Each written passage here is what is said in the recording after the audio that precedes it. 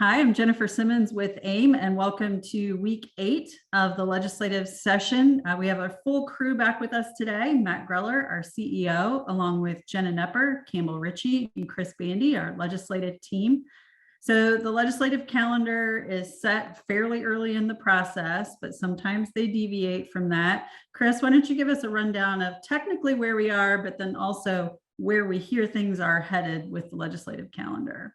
Yeah, certainly. And thank you, Jennifer. So we are entering the final stretch of the 2022 legislative session. This past week was actually the two chambers committee report deadlines. The House had to have all their committee reports submitted by Tuesday, February 22nd, and the Senate had to have theirs submitted by Thursday, February 24th. The House also had their second reading deadline this past week on Thursday, and the Senate will be on Monday, the 28th. Followed shortly by a third reading deadline for the House on Monday, the 28th, and the Senate is March 1st, that Tuesday. And we have been hearing some rumors around the State House that the House is extremely eager to sign and die early. The rumor that we've been hearing is they're trying to be done on March 7th or before then, but we really heard nothing official. And like you said, it's due to change. So we'll keep our ears to the ground and let everyone know what we're hearing when it comes to the final sign and die. Thanks, Chris. All right, so we're going to do something a little different today based on where we are in the session and some bills and issues that are hanging out there. We are going to need the help of all AIM members this week. And so today we want to outline for you 3 bills where your 3 issues and bills where your involvement could make a real difference in the outcome. Matt, do you want to kick off a discussion on what I'm sure everyone is expecting, which is the business personal property tax? Yep, sure thing. Thanks, Jennifer. I think as we mentioned in previous weeks, the language in House Bill 1002 all came out in the Senate. And we've heard from some of our members that they think this is a done issue, that we don't have to worry about it any longer this year. And unfortunately, that's not the case. It's very likely to come back in one form or another in the conference committee process, which is where both sides, the House and the Senate, negotiate final versions of issues and bills. And we fully expect business personal property to be on the table in those discussions. On Friday, House leadership and media availability talked about still wanting that to be a final piece of the puzzle on the tax relief package that's being considered. So we still need you. You all have done an excellent job to date of reaching out to legislators and passing resolutions and pushing this issue to the forefront, and our need for replacement dollars if any adjustment to the business personal property tax is made. We just need you to continue to do that over these next 10 days or so. Make sure your legislators hear from you not once or twice, but 3 or 4 times. All legislators are important to this process. These issues will be discussed in caucus. There will be final votes on conference committee reports that have to be made. So we just need all of you to reach out with that same message that it's fine if we want to move away from business personal property tax in some capacity, but the most important piece for us is that replacement dollars need to be there at the state level and on a permanent basis. So that's the message, and we're asking you to make that one final push over the next 10 days. It's still not too late to pass a resolution from your city or town council. Those are making a difference. They're being picked up by local media, and legislators are seeing those. So continue down that path as well. Jenna, anything else you want to add on the business personal side? Yeah, just to reiterate from the process side, because we are starting to hear from legislators too that, well, there's no language moving. And Matt, you're exactly right. So House Bill 1002, which was the vehicle, the introduced version from the House, which included that language that would have phased out the depreciation floor on existing equipment. A tax credit would have replaced it. On new equipment, there was no replacement mechanism. That language was removed, and House Bill 1002 was engrossed on second reading yesterday in the Senate. So you're right, there's no bill technically moving with this language in it, but that's why we need to reinforce with members of both the House and the Senate that this isn't done, that conference committee things come back all of the time. So just wanted to reiterate that point, that yes, technically the language is not alive, but there are certainly some homes where this could reappear. And to Matt's point earlier, it's time to talk to both chambers on this important issue. Thanks, Jenna and Matt. I'll just add to, Matt mentioned the resolutions. They are on the website if you are wanting sample resolutions for your council to consider. And although the end of the session is imminent, there is still time to pass a resolution to make a difference. If you don't think you'll be able to get that done, of course, write a letter, communicate via email, as Matt and Jenna outlined. If you do send a letter, possibly signed by the full council, we're happy to put that up on our website as well. And that is amendiana/BPPT. So you should find a lot of resources there on the business personal property tax and on our Replace Don't Erase Coalition. Matt, let's go back to you for a discussion about Senate Bill 361, Innovation Development District, a new concept introduced this session that has the potential to be a great tool for large scale projects, but we still have some concerns. Sounds like there's a long way to go. Yeah, for sure. Thanks, Jennifer. So Senate Bill 361, authored by Senator Mishler in the Senate and Representative Chairman Brown in the House. Just like you said, it's a IDD. It's the common term now in State House speak.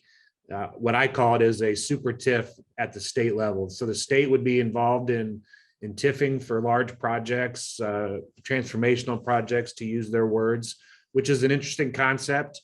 One that I think most city and town leaders will appreciate, the idea of going after these big deals like, chip manufacturers or electric vehicle plants, things of that you read about a lot and see and happening in other parts of the country would be great to have here in Indiana. On the flip side, though, cities and towns have been involved with TIF for many, many years. It's our primary economic development tool. And I think we're very concerned that any movement at the state level and what impact that may or may not have on local TIF operations at the city and town and county level for that matter. So we've had a lot of discussions going on, both on the Senate side where we were able to get some minor changes made to the bill, to this week in Ways and Means where more significant changes occurred, but we're still a ways away from, I think, being in a spot where we can say we have a good bill, both for the state and for local governments. So we've got a lot of work left to do, and I think Campbell can walk us through exactly where we are point by point on the legislation. Thanks, Matt. So like I said, we've been working on 361 with both Senator Mishler and Chairman Brown since it started to try to improve it for local governments, because as it was introduced, the state could TIF anywhere without local approval and could even do it on top of existing TIFs. So we managed to get the part where you can do it on top of existing TIFs out in the Senate by working with them. And we got some sort of local process added in the House where now, instead of the state running the show entirely, these would be governed by local boards, 3 of the members of which would be appointed by the state and 3 members would be appointed by the local city or county councils, and so or commissioners, depending on the structure at the county level. So there is way more local input than there was at the beginning, and we're still continuing those conversations going forward. We still do have concerns about the bill. One, that the structure of that board still does not give the local units of government a firm opt-in or opt-out for these projects, and we still want to see a firm opt-in or opt-out so that we know that there's capacity at the local level and buy-in for all the local services that you need. And because these are local property tax dollars involved in this project, you really do need opt-in from the local level. We also want to see more clarity on how the local projects get funded to make sure that we know that on the front end of these deals, there's negotiations about how local utilities, local roads, local public safety, and all the other services that are going to go into these big projects are going to be funded through the district. And we want to make sure there's clarity on that. And the last thing is we need to make sure that the local transparency and local public processes need to be followed. So there's taxpayer involvement, so that there's opportunity for you to go to the community and there's still public hearings and all of those sorts of things that make sure that these projects have public support. And there are some other technical issues we're working on the bill too. So we just want to make sure that you all know that, one, we have been working on this bill and we're trying to get into a place where local governments can support it. And we're still working with the authors on that. But in the event that we can't make any more progress on that, there may be a need for you all to start reaching out and expressing those three main points. One, there needs to be firm local control to opt in or opt out of these projects. Two, we need to be consulted on the front end to see how those public services are funded. And three, there needs to be a transparent and public local process. And if we can get those three things in the bill, we feel like this could be a great tool for local governments and for the state and for Indiana in general. Thanks, Campbell. And just to stress on that, watch your email this week. As Campbell said, if we can't make some progress on those things, we will be asking our members to make calls and weigh in with lawmakers. And of course, it doesn't hurt in the interim before that action alert would go out, have these conversations, let them know where we are. We just may need to ramp that up as the week goes on. Jenna, I think I'm going to turn it over to you next. Eminent domain, we've talked about several times this session, but 1106 has by far dominated that discussion. And this bill has made its way through the process and is in real danger of becoming law if we're not aggressive. Tell us more. Yeah, House Bill 1106 passed out of committee on Thursday with a vote of 6-4 and a lot of conversation and some concerns from committee members. So with the second reading deadline being imminent, it's Monday, we're going to work on try to call some of those legislators who had concerns about the bill, because we just don't know that we can get to a place where we're able to fix it. We've had several conversations with Chairman Buck about concerns with the underlying bill. So as a reminder, what the underlying bill does is it would require county commissioners to approve the use of eminent domain outside of municipalities' corporate boundaries, and creates a new mechanism by which these projects can be challenged. So a property owner could challenge the county commissioner's findings in court as well. There was an amendment added that exempts out municipally owned utilities, but this still impacts things like road projects. And so we've shared our concerns with Senator Buck and just didn't make progress on stopping that piece of the legislation from moving forward. In addition, there was language added last week in committee that brings back some of the provisions from Senate Bill 29, which failed to move on the House side. And what that does is require when there's a total taking of a property, the condemner has to pay 120% of the fair market value. And so we think this will result in increased court cases, because if an individual knows they automatically get 120%, it could trigger that and mean delays to projects and increased costs. And ultimately, with eminent domain projects by a municipality, it impacts taxpayers. And so we've talked to Senator Buck about all of these concerns and more. We've talked to members of the committee multiple times about our concerns with the bill.